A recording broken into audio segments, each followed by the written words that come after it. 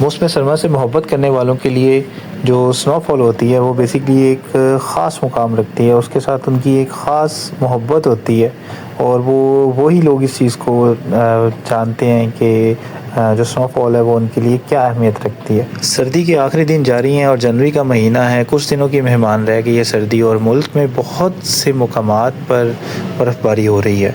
लोग इन बर्फ़बारी को एंजॉय करने के लिए उन मुकामात पर जा भी रहे हैं और फुल एंजॉय कर रहे हैं, लेकिन हम जैसे लोग जो नहीं जा पाते अपनी मसरूफियात की वजह से, वो बेचारे घरों में ही हैं और अपने दफ्तरों में ही हैं, ना जा पाते हैं ना निकल पाते हैं। तो लेकिन बड़े तो समझ जाते हैं इस चीज़ को, लेकिन बच्चे नहीं समझ पाते। बच्चे जब इन वीडियोस को देखते हैं तो उनके दिल में ख़यालात आते हैं और वो कहते हैं कि हमने भी जाके बर्फ़बारी इंजॉय करनी है, स्नोफॉल में हमें लेके जाएं, हमने इंजॉय करना है। लेकिन आज जो आप इस वीडियो में देखेंगे, आप देखेंगे कि किस तरह से एक बड़े ज़बरदस्त जो है ना एक कह लें कि मैजिकल एक्सपीरियंस जो है वो हम आपके साथ शेयर करने जा रहे हैं।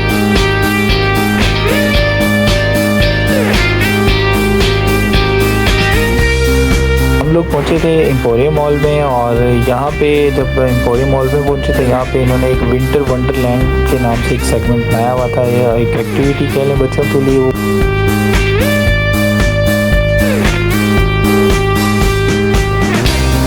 बच्चों के लिए जो है वो एम्पोरियम मॉल में एक बड़ा ज़बरदस्त सेगमेंट, एक बड़ी ज़बरदस्त एक्टिविटी थी जिसको अगर हम एक जादुई तजर्बा कहें तो उससे कम नहीं होगा। वो बड़ा ज़बरदस्त जो था ये एक्सपीरियंस रहा था।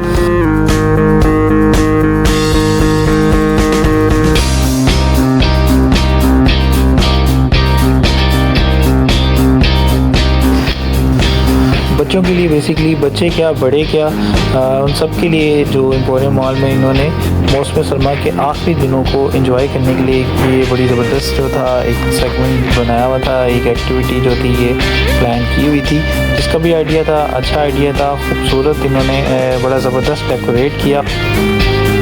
यहाँ पर एंटर होने की जो टिकट थी वो 500 पर पर्सन थी, तो यहाँ फिर आप 10,000 की शॉपिंग करें तो फिर भी आप इसमें एंटर हो सकते थे, लेकिन वो जस्ट 1 पर्सन के लिए होता था।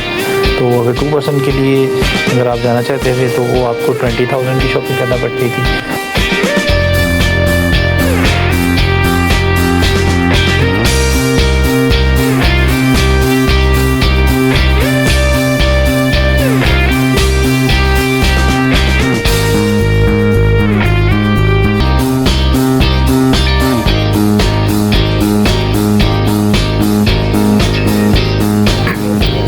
जब आप यहाँ पे एंटर होते हैं तो आप देख सकते हैं कि क्या खूबसूरत जो है ना एक व्यू, ऐसे लगता है जैसे मतलब बेशक ये हकीकी बर्फ़ नहीं थी, लेकिन फिर भी बड़ा खूबसूरत माहौल इन्होंने बनाया हुआ था।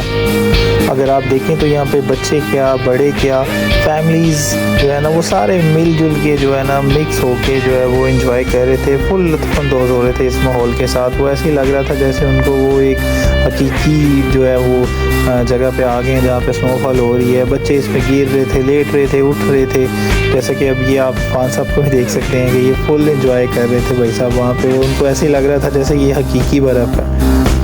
वैसे तो स्नोफॉल जब होती है, बर्फ़बारी में जब जाते हैं तो लोगों को ये फ़िक्र होती है कि ठंड ना लग जाए, बच्चे बीमार ना हो जाए, लेकिन ये ऐसी जगह थी जहाँ पे भाई सर्दी की तो फ़िक्र ही कोई नहीं ना थी। आप गर्म और आरामदेह रहते हुए बर्फ़ से लुत्फ़अंदोज़ हो सकते थे।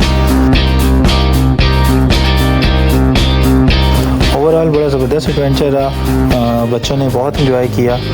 वैसे तो वहाँ पे बच्चे क्या बड़े क्या सब एक जैसे हुए थे, और वो लोग जो नहीं मतलब जिन्होंने कभी भी एंजॉय किया इस तरह का माहौल, तो वो बड़ा ज़बरदस्त एंजॉय कर रहे थे। बच्चे क्या बड़े भी बच्चों की तरह ही वहाँ पे एंजॉय कर रहे थे, तो बच्चे बड़े सब इक्वल हुए थे।